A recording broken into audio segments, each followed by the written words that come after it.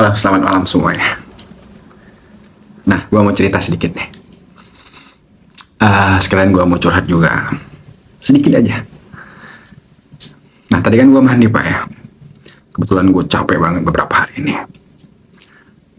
Akhirnya gua mandi. Yang nggak pernahnya gua mandi sampai 2 jam. Tadi asli cuy, sampai 2 jam. Gua aja sendiri nggak tahu kok bisa sampai sebegitu lamanya gitu. Akhirnya gua kedinginan. Nah, di sela-sela gua lagi mandi tadi, gue memikirkan banyak hal yang harusnya itu nggak penting buat gue pikirkan.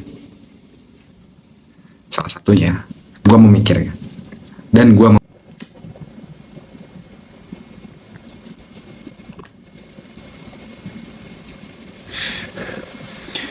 mempertanyakan apa itu manusia. Nah, setelah gue pikir panjang itu, akhirnya sampailah gue ke pendapat atau opini yang dimana menurut gue, kalau sejatinya manusia itu adalah makhluk yang jahat, Pak.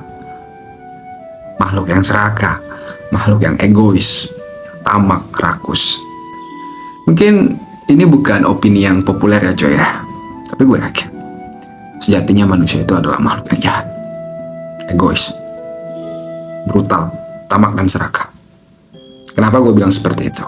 Karena itulah bawaan lahirnya manusia cuy. Itulah yang biasa dinamakan dengan hawa nafsu. Dan itu melekat pada diri setiap manusia pada umumnya. Lalu pada saat lahir dan tumbuh kita diajarkan tentang kasih sayang dan cinta. Kita dididik soal empati dan simpati. Kita diberi pengetahuan soal norma, etika, moral dan segala macam yang hingga sampai saat ini masih melekat pada diri kita.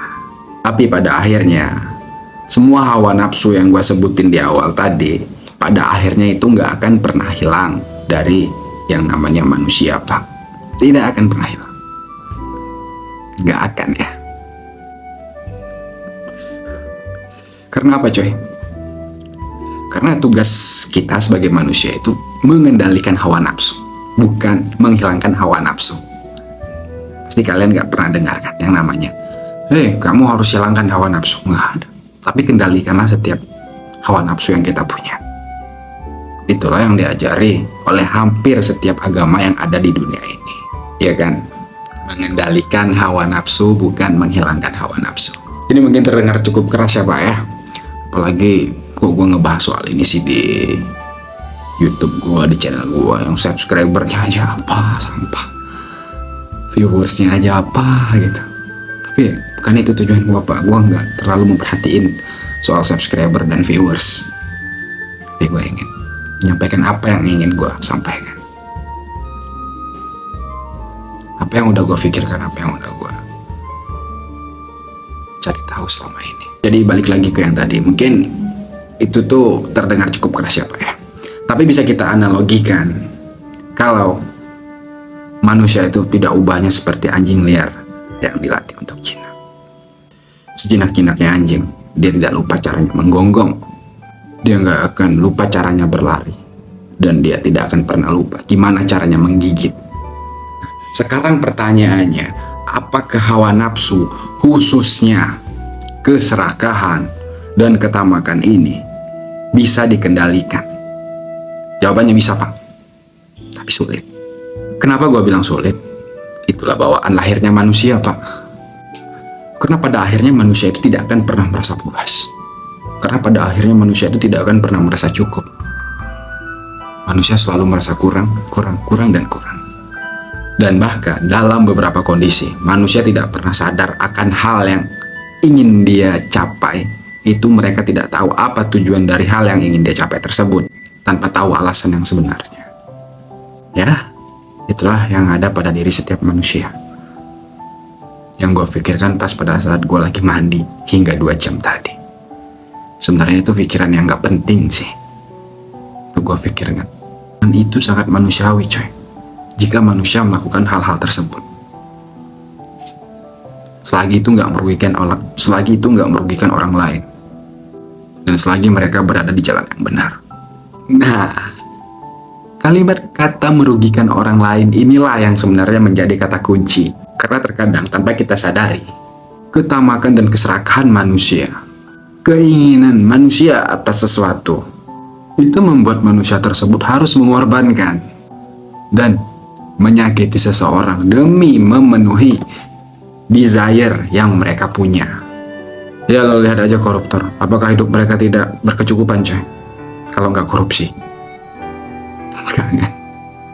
mereka berkecukupan pastinya. Gue yakin itu masih cukup.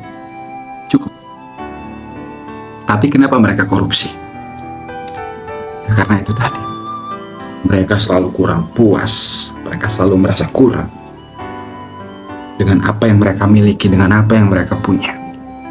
Tidak cukup untuk memenuhi kebutuhan mereka. Dan itu terjadi di skup yang kecil.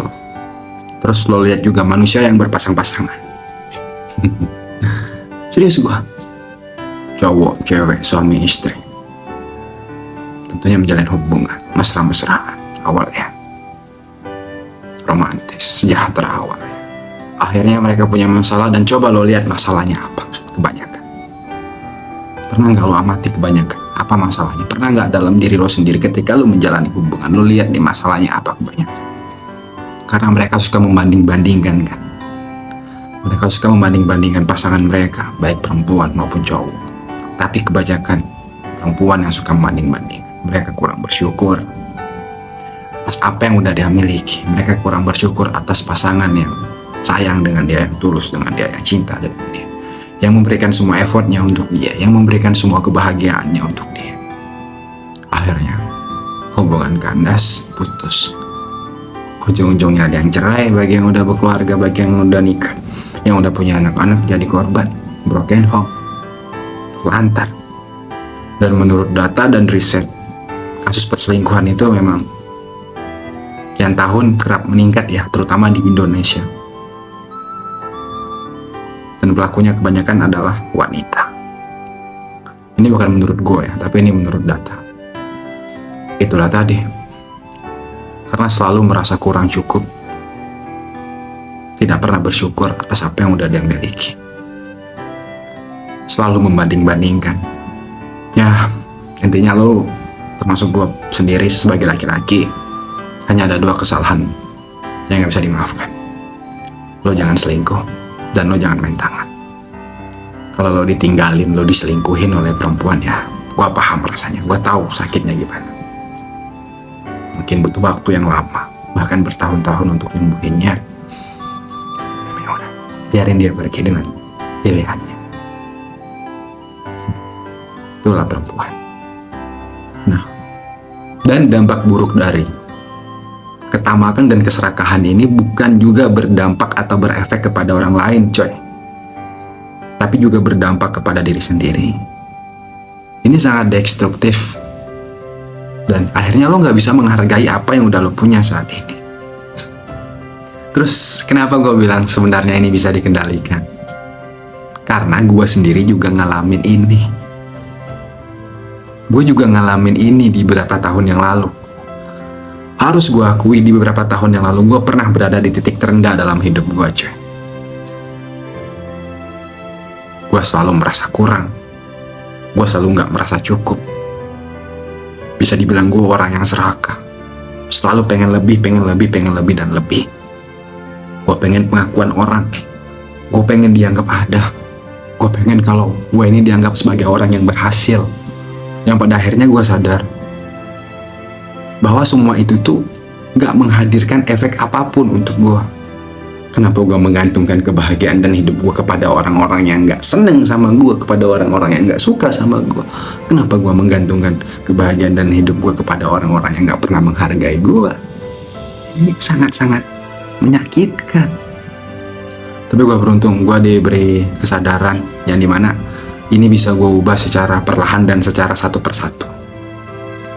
Dan bisa dibilang sekarang gue dapat manfaatnya dari apa yang udah gue alamin 1 tahun belakangan ini. Dan ini adalah salah satu alasan kenapa gue nge-YouTube. Karena gue gak mau orang lain sampai merasakan apa yang udah gue rasain. Karena gue gak mau orang lain sampai merasakan sakit yang udah gue rasain. Tapi gue sadar juga, sebenarnya hal ini itu tidak bisa dijelaskan secara literal maupun verbal, Pak. Tapi harus ditunjukkan, Pak. Nah, akhirnya gue berusaha untuk menunjukkan semua yang udah gue lakukan di beberapa tahun ini dengan cara memperlihatkan video-video gua, konten-konten gua. Makanya coba lo lihat, gua nggak pernah kan pilih-pilih konten. Kadang gua ngebahas soal pengalaman gua, diri gua, kisah-kisah goblok gua, kisah-kisah kegagalan gua. Gua nggak pernah pilih-pilih konten, cuy. Mungkin bisa aja kalau gua mau bikin konten, mungkin bisa aja kalau gua mau YouTube terus gua bikin konten. Gua mau bikin konten tutorial handphone, mungkin tutorial HP rusak, tutorial baterai kembung, tutorial kamera, konten masak, apalagi konten lucu. Tapi kan gue nggak bisa ngelawak, cuy. Bisa aja, tapi tujuan gue nge-YouTube bukan untuk itu, Pak.